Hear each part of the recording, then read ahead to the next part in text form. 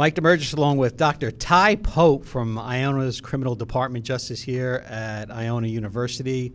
And you are the coolest cat on campus. People see you walking around here, and this guy's got attitude. You had an incredible career, Ty, 20 years in the New York City Police Department. Yes, sir. How did you survive it? Carefully. I just being my true, authentic self. The best piece of advice that I was ever given before, I even joined the NYPD was from my grandmother, and she said, treat people, the way you would want them to treat me, the way you would want them to treat her. So I took that mindset and that framework in with me, and it never steered me wrong. It was business for me. It was my career. I never took anything personal. I come from a family of public servants. My mother worked for the NYPD. Well, started off in the transit police. Almost like, wow, I'm 55, so I'm kind of telling my age now. Since like 1970, I think I was just a baby when my mom had started working for the transit police. And my sister, she worked for the Department of Transportation, and then later on started working for the Housing Police, which we merged over into the NYPD, and she's still there today.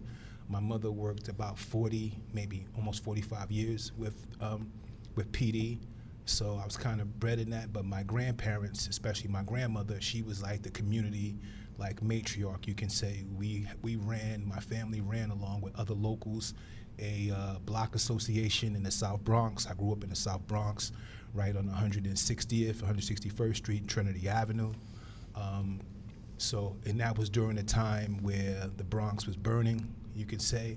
So, I've seen a lot in my life, and my grandparents, especially my grandmother, she always had words of wisdom and advice. And even though, I'm born and bred, schooled in the New York City public school system up until, let's say, the 9th or 10th grade, the 9th grade, when I had an opportunity to go away to a boarding school in the Midwest, or you can say Northeastern Ohio, a school called Western Reserve Academy, which totally changed my life.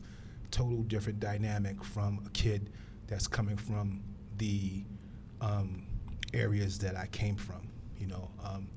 I went from a extremely poverty-stricken area, until some place that was of affluence, where, you had kids that were, mega rich families, that were educating their kids. Western Reserve Academy, helped groom me, so I grew up in two worlds. So did that change you a lot? Did that change your perspective, and that new kind of lifestyle? Yes, I say it kind of changed my perspective, because 9 months out of the year, I was away and at boarding school. At that time, Western Reserve was like the third-ranked boarding school, prep school in the country, right behind Philip Andover, Exeter, and Groton in the Northeast, the New England area. But, it definitely changed me at a time where, our country was transitioning. Sounds like today. Yeah, even more so. Even more so. We're talking about, the late 70s, early 80s, 90s coming in. We've seen it all, and I say that my generation has been the generation that has kind of been like transcending. We grew up with transistor radios. Mm-hmm. We grew up with black and white television. We grew up with color television coming into play. We grew up with record players, and then we saw, the first computers come into play, the first gaming systems, Atari. I had one of those back in the day. No, I remember that. And I preferred in television, too. Yeah, the television. Remember the Commodore 64, yeah, the floppy disk? That was my first computer. Yeah, that's my first computer. You talk about the Bronx is burning. Literally, the Bronx was burning. Yes. If the students go back and YouTube a video, 1977 World Series. Yes. Howard Cosell, along with Keith Jackson and Tom Seaver, were doing the broadcast, and just blocks away from Yankee Stadium, the Bronx was on fire. Yes, that's my area. Yeah, that's my area. That's where on fire. That's where I grew up at. I remember, going to Yankee Stadium, going to those games. I was a big baseball fan. Baseball was my first sport. We played it right in the middle of the street. stickball. Stickball, a lost game. Talk about law enforcement. Why law enforcement's come under a lot of scrutiny for a lot of reasons over the last couple of years. Yes, it has. Why would someone want to go into criminal justice? I think criminal justice, especially, the career that I had, and going into the NYPD in my early 20s, being 20 years old, leaving, college at my senior year. After the fall of my senior year, I didn't complete the spring of my senior year, and I went straight into the NYPD. And there's one thing that, I will always take with me, being there. It's an honorable job, and if you're into public service, it's a great way to have hands-on experience. When I went to NYU, and then I transitioned over into, or you could say matriculated into New York University. I went to NYU, right in the Village, and I started off in the Stern School of Business, and I thought business was for me, and then I figured out that those 8 a.m. economics classes didn't work for me, and I tell my students all the time, time management is key, and even though, I passed the class, and remember, back in the day, a D was passing, I just couldn't. I come from a family that like I said before, that was community orientated, that was always about giving back. The atmosphere at that time in business, you had the Wall Streets, the movies, with Douglas and things like that, and greed is good and things like that. And I came from a background where we were taught to give back, and it was after one experience that I had at Manhattan College, our arch rivals over there on the other side of the Bronx, that totally kind of changed my life. I can go on for days with the story, but it kind of totally changed my life at that time, and it changed my perspective. And I moved and changed my major from business, and at that time, I was the president of the Black Business Students Association at NYU. But I was always, good at writing and communication and courses that required like critical thinking and things like that. And English was one of my, major points. But my father was a draftsman, an estimator, an architect. All right, so I changed and I grew up in the midst of a drafting board, so I knew how to draft. I knew blueprints. I knew the shorthand, and my father would always say, "Damn, kid, you're better than some of the guys that I work with, and whatnot." So, I changed my major, switched over to metropolitan studies, and I think I wanted to become a urban planner. All right, and plus with my background being community orientated, I just didn't want to design buildings or infrastructures and things like that. I wanted to design communities and build communities. Oops, jeez. And that's what kind of led me to where I'm at. And that incident at Manhattan College kind of pushed me towards that even more. You worked under Mayor Adams for a period of time. The mayor's come under fire. He dropped out of the race. We have a very contentious mayoral race coming up this week between Andrew Cuomo, who's a independent now, was Democrat, governor of New York, socialist Mondani, and from the Berets, Curtis Sliwa. And Mayor Adams dropped out. How do you perceive Mayor Adams in his tenure as mayor, and what was he like to work with? Well, Mayor Adams, I got to work with him when he was in the NYPD, not when he was the mayor. Actually, my mom, my aunts, they all worked with Eric. They knew him. I knew Eric when I was a teenager.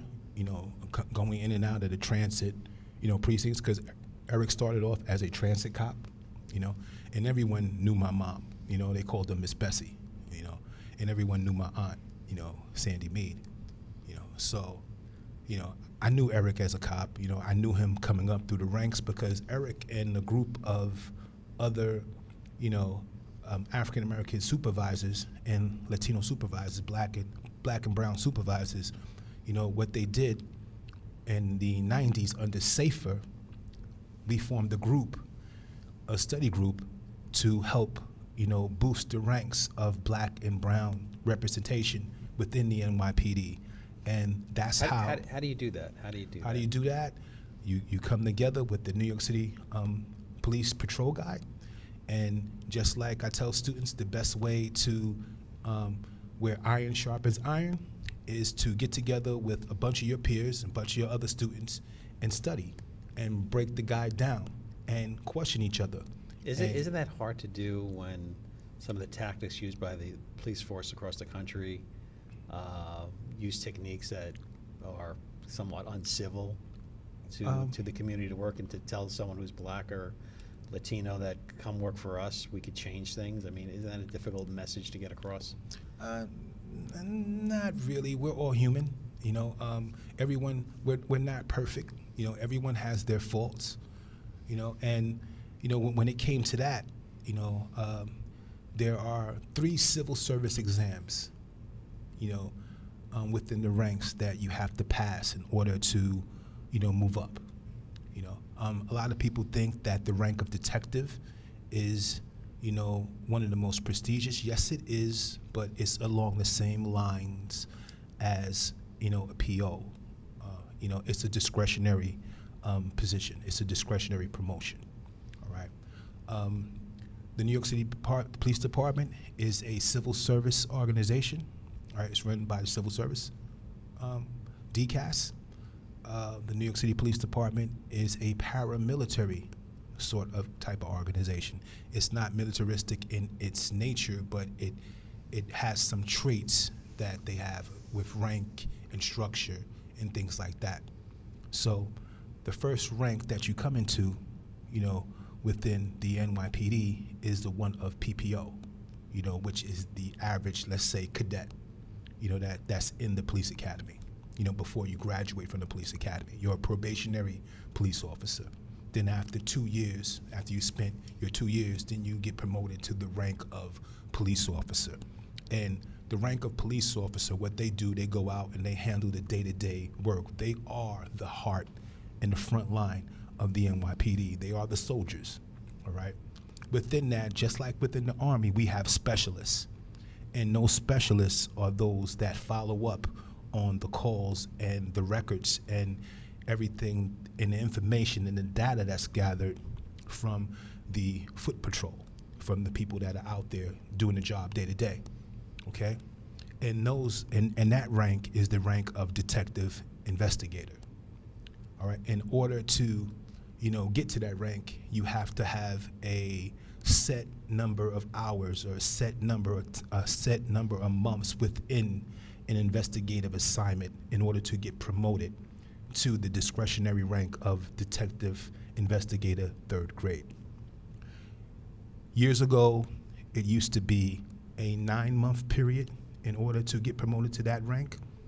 And then in the mid-90s, it changed when we started to see an influx of initiatives that helped change and mold the way the city is today and kind of bring the city back. They changed the time period to 18 months. I was, privy, or I was lucky to, be placed in a situation where, I became a detective early in my career, at a very early age, young within my career. I still had less than 5 years on. But in order for me to do that, I went another route, and that was a route of going into a division called the Organized Crime Control Division and the Narcotics Division Bureau. And within 9 months after me being there, after the merger, I got promoted to the rank of detective investigator, 3rd grade, but on a undercover track level. You know, I really didn't carry a lot of investigations. I generated a lot, and I did buy and bust operations and major case operations and drug work and gun buys and murder for hires and things like that, all within the New York City Police Department. You investigated the mob, that correct? At one point. What do you make of this latest thing with the mafia? And we haven't heard the Italian mafia really since the 90s. I thought they disappeared, but apparently an with NBA technology. player With and coach were busted with rigging games and rigging poker games. Yes. What's your take on that? And look, for you to get arrested by the FBI and everything, they've got something on you. Yeah, serious business. You know, the mob kind of, you know, got outdated, you know, just like everything, you know, advances, and we have technology, you know, which advances. You know, there's different ways to, you know, conduct crime, and you can't do the strong arm like you used to do anymore, so they had to find new ways, and it took them a little bit of time to, you know, figure out how, you know, to get the vig, get the bag, you know. So, you know, you haven't heard too much, you know, about the mob and the mafia, but just like everything, we adapt and learn, and that's what happened with that. They just adapted and learned and updated with tech and the way things go, and the grift came from, you know, gambling, you know. Whether it's online or, you know, or table face to face, you know, things happen. You know, it's bad that it's, you know, ran through sports, which we all love. You know, I'm a big sports person. I love sports. Always play sports my entire life. I'm a big football person, big basketball person, even bigger baseball person.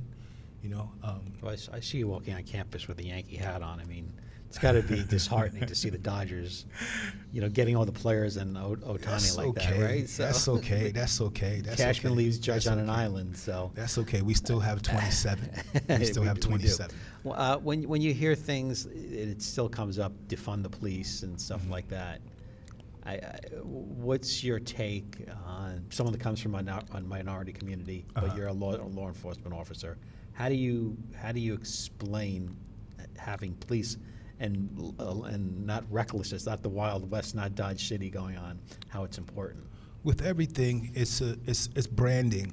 You know, when you hear words are powerful. They are. Words are very powerful, and terminology and catchphrases are very powerful, and they can be taken out of context a lot. You know, the word defunding, you know, is a powerful word. You know, how could you defund something that's essential? You know, how could you defund something that is needed? Without the police, you know, where are we? You know, we live in a democratic republic.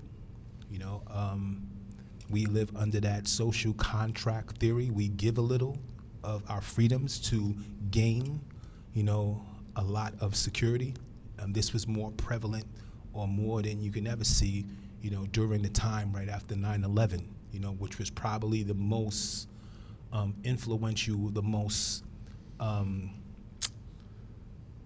traumatizing thing I ever saw in my career, and I've seen a lot of bad things. Take us back to that, because I think most of our students weren't even born on 9/11. Yeah, 9/11. So when we bring up 9/11, and for us it was like hearing about Pearl Harbor, really. Yes, yes. But it feels like yesterday. Talk about what it was like to be working that day, and how frantic things must have been, and scary. It was a Tuesday morning, and it was a beautiful morning. You know, it was a beautiful morning. The skies were bright. It was beautiful. You know, and I remember getting a call. You know, I was at that time, you know, I was working in a specialized unit. This is right before I got promoted to sergeant. And my unit was the surveillance unit. We were a top-notch unit. We only answered to about 3 people within the department, and one was the mayor, and the other was the police commissioner and the chief of the department, those 3. And that morning, you know, with technology, so we had the alphanumeric beepers, the ones that, you know, you get the page with the messages across. We had those big ones. And before cell phones, we had beepers. Yeah, we had beepers, you know, and we had our own cars that were assigned to us and whatnot. And the type of unit that I was in at that time, you know, we had a mobile office, you can say, you know, because, you know, we had half of the unit lived on Long Island, the other part of the unit lived in the city, which I lived in the city, I lived in the Bronx, and the other half of the unit lived upstate. So we would connect, you know, we would find a point place and we would connect anywhere because we were all connected through technology. Our cars were all linked into each other and synced into each other, you know. And that morning, you know, when the first plane hit, I got a text. I got an alphanumeric text, you know, and it was snapped to it, you know, get up, it's time to go. Were you at the World Trade Center that day? That day I went to the World Trade Center. We met up in the Bronx at an undisclosed location, one that I can't give up because I don't know if we still have that office there. And we met up, we suited up, and we went straight into the city, and we can see the towers, you know, the smoke from the towers and the towers burning, you know. We can see the smoldering. Yeah. We can see that as we were coming in. And if you ever drive in from the Bronx and you're on the Bruckner Expressway and you're going south into the city and you see the gorgeous New York City skyline and you see that smoke coming down, the closer we got, you know, the more we saw. And then as we got closer, you know, that's when the buildings, you know, started to come down. We made it up to Canal Street, where we formed up with other units that were there. And then from there, we walked into the towers within themselves. And it was something, you know, out of a sci-fi movie. It kind of looked like the beginning of the Terminator. If you ever seen the original Terminator movie, it kind of looked like that, where the robots were walking over the rubble. That's exactly, you know, how I can, you know, picture it and see it and still see it in my mind. But I will never forget the smell. You know, I will never forget the smell. And, you know, I'm very sensitive to things like that. So, you know, it really didn't work with me, you know, because you got to understand, it was a smoldering tower, plenty of people that we lost, and you're inhaling, you know, that smoke. So it didn't work with me. You know, I had to back off a little bit, you know, but to see that, you know. But what a lot of people don't tend to know, that wasn't the first time. That wasn't the first time of an attack there at that specific location. 93, we had one. 93. April of 93. A prelude to what would happen. And I went there to that one too. And I had family members that were there that happened to survive that first one, all right? The second one, I didn't lose any family members, you know. Actually, my cousin, who passed away years afterwards to cancer, you know, she actually worked at the towers, down there at the towers. And the Friday before the hit, they let her go. They laid her off. But her entire office, all her friends, you know, passed away at the towers that day. So she was one of the lucky ones. But later on in life, down the road, she ended up passing away from cancer. And you know, rest in peace to my cousin Natasha. You know, but when you see people still not fully recognize 9/11, what kind of internal pain does that cause? Even the ceremony we have here, I had my students go, and it seems every year gets less and less. Yeah, we lost more people after 9/11 than we did, for the NYPD, the PD portion of it, than we did during the day of of 9/11. During the day, I think we lost about 23 police officers. That's including NYPD and Port Authority. But we lost an ample amount of firefighters that day. You know, they took the largest hit, you know, because their job is to go in. And that's exactly what they did, and it was honorable. All right, they made the ultimate sacrifice.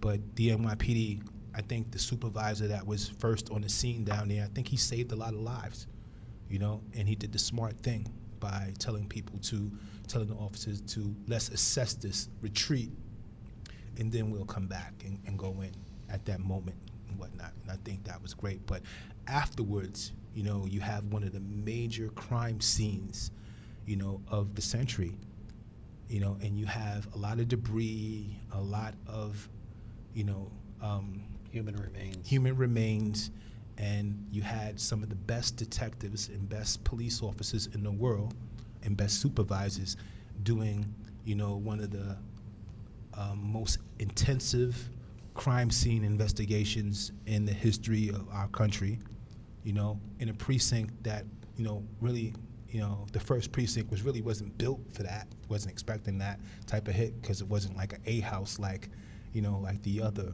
precincts in the city. So they had a heavy load on them as well. And it took its toll. And you had a lot of officers year by year, you know, and I count them in 5-year increments. You know, the first 5 years we lost a lot of officers, plenty of my friends, you know, to 9/11. 10 years later, even more. 15 cancer-related, different types of cancers, whether it's skin cancer, you know, skin cancer, brain cancer, you know, stomach cancer. I lost one of my best friends and partners, you know, one of my first partners and mentors in narcotics, you know, to pancreatic cancer, you know, Tommy Merriweather, you know, one of my, you know, good friends, you know, Sandra Rodriguez, you know, I can go on and on and on and on. And I still have friends that are still dealing with 9/11 related cancers to this day, who still have to go get checked, who still have to go, you know, and go through chemo and so on and so forth, and still have their lives, you know, affected, you know, by this. You know, I can name one right now. You know, one of my good friends, Vic LeBron. You know, he's suffering. You know, he goes through it. You know, it never goes away. Yeah, it never goes away. It's haunting. One of my detectives again, Will Murray. You know, these are all, you know, great men that are, you know, fighting these elements and these things that happened from that day. So we can never forget. You know, and I don't fault the kids for not really knowing. You know, I don't fault them. You know, this is a part of history, you know, and a part of us that needs to be taught. This is one of the first, if not the first, you know, attacks on mainland, you know, the United States, besides any other domestic terrorism attacks like Oklahoma City. Well, it was the first act of war since the Civil War we had. First act of war since the Civil War on American on mainland, besides Pearl Harbor. Besides Pearl Harbor, Japan. And in New York City, the capital of the world. Yeah, at that. well, sends a big message. It's if you're going to hit somewhere, you know, sends a big message. That's where they're going to hit. You're talking about this and your work and everything. I asked some of our students who have a question for you. Morgan says, how did police work influence your teaching? And I think coming off what you just talked about, 9/11. Yeah, how did police work influence my teaching? Well, my years in law enforcement basically grounded me in procedure, as you can see.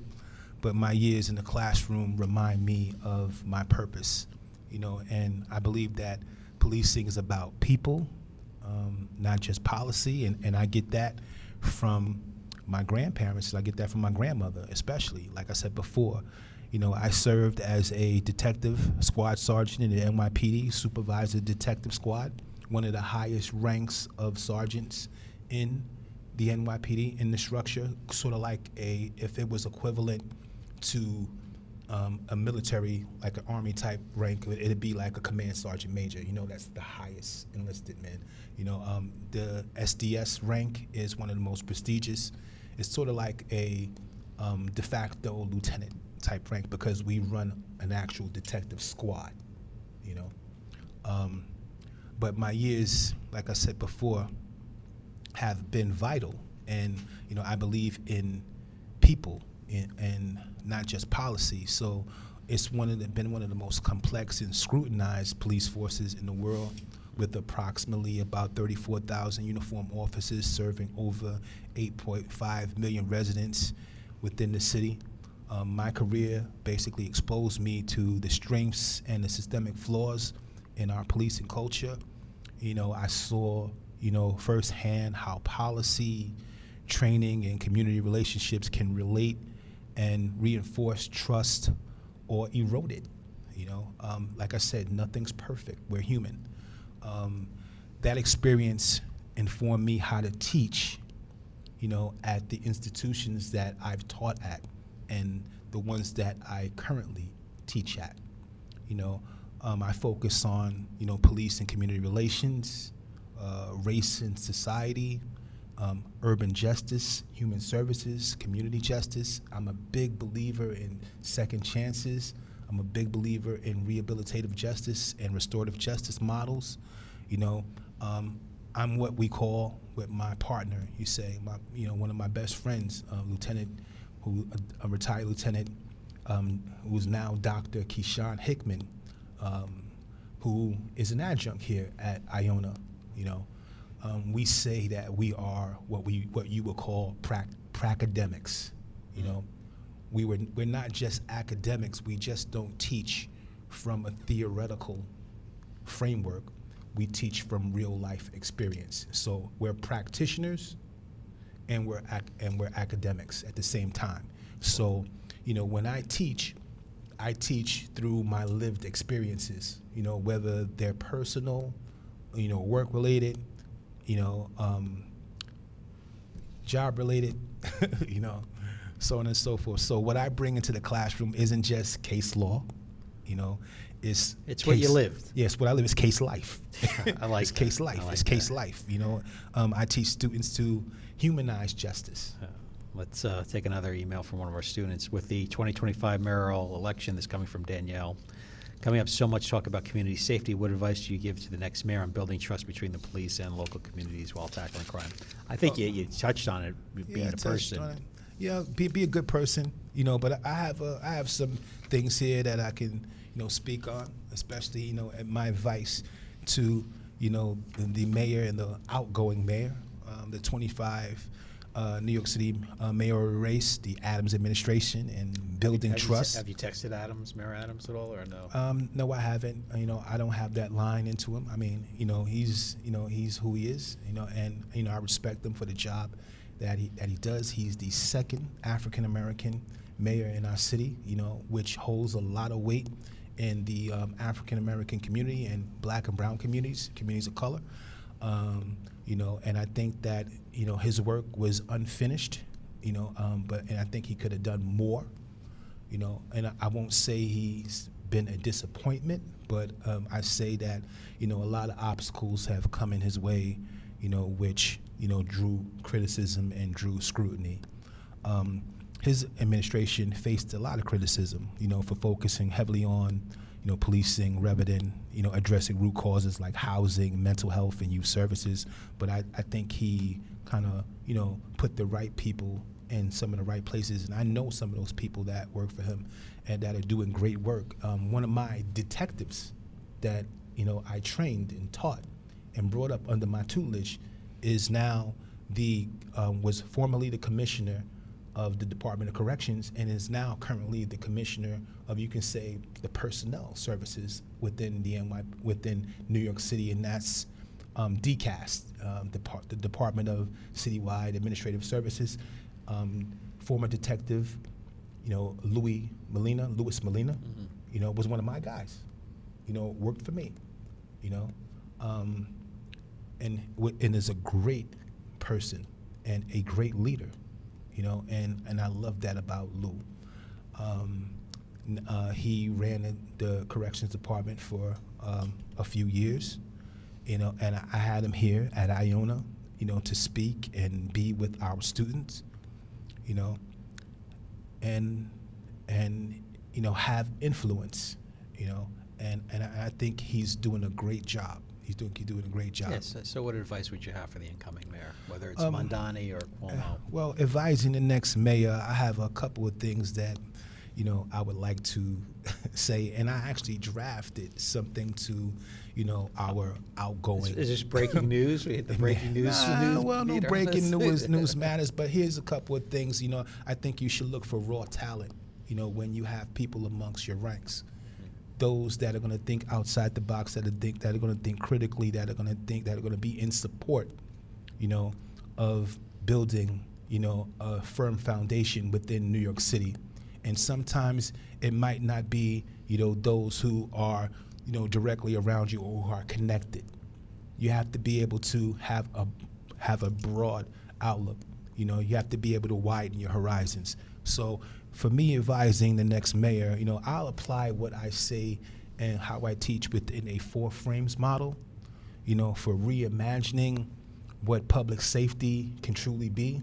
And that's through a structural sense, a humanistic sense, a political sense, and actually what it symbolizes. This comes from, you know, researchers Bowl and Deal, you know, the 4 frames model of reframing an organization. So how do we reimagine this concept? First of all, when we look at the structure, all right, we have to redesign our policies, redesign our priorities, all right? Shift from low-level enforcement to investment in youth development, investment in mental health and education, because every dollar that is spent on prevention saves 10 that are in incarceration. From a human resources frame, okay, we have to empower our officers and our communities. There's one thing within the NYPD mission, vision, and values that I've always taken with me, and there's this one line, you know, within the values, and it's the third one, and it's one that I remember by heart, all right? In partnership with the community, we pledge to maintain a higher standard of integrity than others, because so much is expected of us.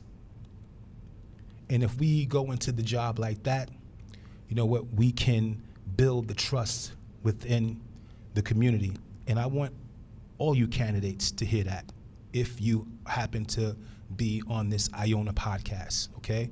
That goes for Andrew, that goes for Zohan, and that goes for Curtis, okay? All right? Human services, empowering officers and communities, better training, better recruitment, officer wellness programs. We have to give our officers the chance to build their bodies and build their minds. They can do better work, build professionalism, and reduce burnout. From a political sense, we have to be transparent, and we have to incorporate coalition building. Okay, we have to ensure that there's public access to data on stops, data on complaints, data on discipline.